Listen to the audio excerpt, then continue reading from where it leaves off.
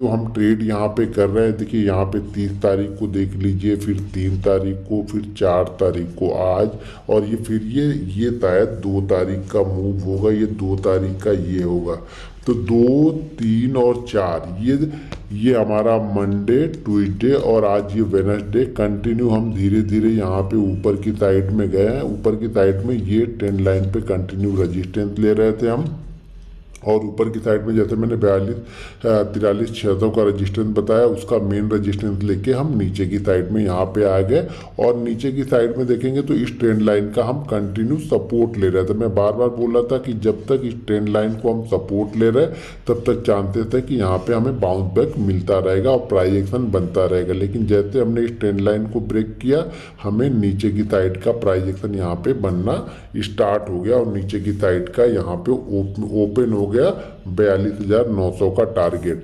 दोस्तों एक चीज़ ध्यान रखिएगा, कल देखिए एक्सपायरी है, तो एक्सपायरी में दो चीज़ें इंपॉर्टेंट है। पहला लेवल हमारे लिए इंपॉर्टेंट है कि ये 42,800, और दूसरा लेवल इंपॉर्टेंट है ये 43,200। अगर इस रेंज के बीच में बैंक निफ्टी बड़ी रेंज बना के ट्रेड करता है तब तो कुछ बड़े ट्रेड आपको नहीं मिलने वाले हैं एक्सपायरी के दिन। लेकिन ध्यान रखिए, अगर बैंक निफ्टी 42,800 से लेकर के 43,050, ध्यान रखिएगा 42,800 से लेकर के 43,050 के बीच में अगर ये शुरुआती 1-1.5 घंटे निकाल दे, शुरुआती 1-1.5 घंटे 42,800 से 43,50 के बीच में निकाल दे, और उसके बाद जिस साइड में यहाँ पे ब्रेकआउट या ब्रेकडाउन बैंक निफ्टी करेगा उस साइड में एक ज़बरदस्त मूवमेंट आपको देखने को मिलेगी।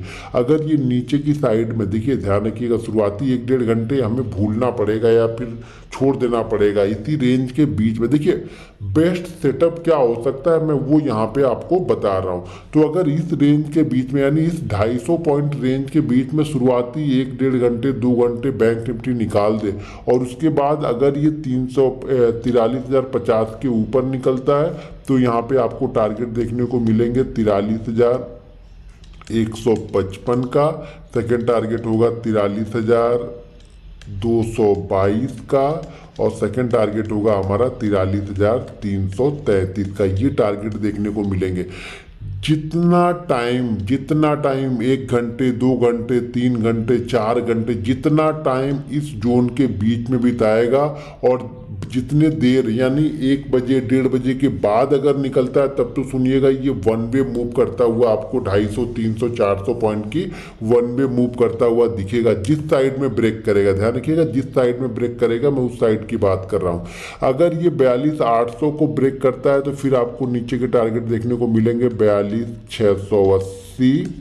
सेकंड टारगेट यहाँ पे रहेगा 42,555 का, और थर्ड टारगेट होगा 42,400 का। ये 3 टारगेट आपको नीचे की साइड में देखने को मिल सकते हैं अगर ये शुरुआती 1.5-2 घंटे 42,800 से लेकर 43,050 के बीच में ट्रेड करता रहा। तो अब मान लीजिए हम शुरुआत, ये भी चीज़ें हो सकता है हम 42,800 से 43,50 के बीच में ना ट्रेड करें और ओपन हो हम 43,000 के ऊपर। दोनों कंडीशन बता रहा हूँ, 43,000 के ऊपर ओपन होते हैं और 43,200 के बीच में ट्रेड करते रहते हैं। ये भी ध्यान रखिएगा, 43,000 के ऊपर ओपन होने के बाद जितना टाइम 1.5 घंटे 2 घंटे अगर हम 43,050 और 43,000 या 43,000 से लेकर के 43,200 के बीच में अगर हम ट्रेड करते रहे, उसके बाद अगर ऊपर की साइड में निकलेंगे तो आपको फिर वापस ये 480 के लेवल तक जा सकता है। अगर नीचे की साइड में ब्रेक करते हैं तो वापस ये कितना आ सकता है, 42,800 के आसपास फिर से आ सकता है। 800 और 700 के लेवल भी ये दिखा सकता है। इंपॉर्टेंट ये है कल के सेशन में ना कि कल मार्केट ज़्यादा से ज़्यादा टाइम या तो 43,000 43,200 के बीच में बिताए, या फिर 42,800 से 43,050 के बीच में बिताए।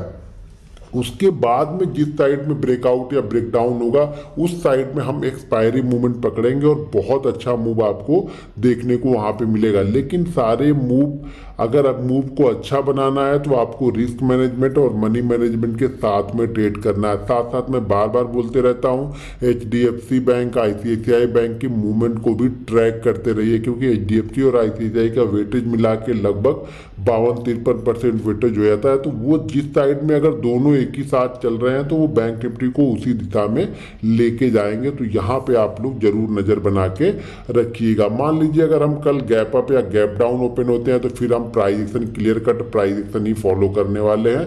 अगर हम गैप डाउन ओपन हो गए इस लेवल के आसपास में, जो ये सपोर्ट लेवल है जो कि है 42,400 से लेकर के 42,500, तो इस जोन के बीच में अगर कोई पहली कैंडल हमें हैमर कैंडल बन जाती है, पहली दूसरी तीसरी कैंडल, तो मैं तो यहाँ पे हैमर पे ही बाइंग कर लूँगा और हैमर ही मेरा यहाँ पे एसएल रहेगा। अगर यहाँ पे ये 250, 300, 400 पॉइंट का गैप डाउन मिलता है, तो अगर ऊपर की साइड में गैप अप मिलता है तो वापस ये आपको 480 से लेकर के 600, 622 वाला जो जोन होगा वो रजिस्टेंस जोन होगा। कल जितना ज़्यादा टाइम कोई रेंज में मार्केट बिता दे, 100, 150, 200 पॉइंट की रेंज में मार्केट 2 घंटे 3 घंटे टाइम बिता ले और उसके बाद रेंज को जिस साइड में ब्रेक करेगा वन वे आपको 100 से 120 पॉइंट से लेकर के 180 पॉइंट 200 पॉइंट तक की मूवमेंट मिलेगी। अगर ये रेंज मान लीजिए सुबह से लेकर के 3 घंटे 4 घंटे तक बनी रही तो उसके बाद आपको 200-250 पॉइंट की मूवमेंट मिलनी ही है, ये लगभग कंफर्म ही रहता है। अगर इस तरह की रेंज मार्केट बना के 100-150 पॉइंट की रेंज में 3-4 घंटे ट्रेड कर दिया तो उसके बाद इस तरह की मूवमेंट हमें देखने को बैंक निफ्टी में मिल सकती है। दोस्तों अगर वीडियो पसंद आए तो वीडियो को लाइक और शेयर जरूर करते रहिएगा। मिलते हैं नेक्स्ट वीडियो में।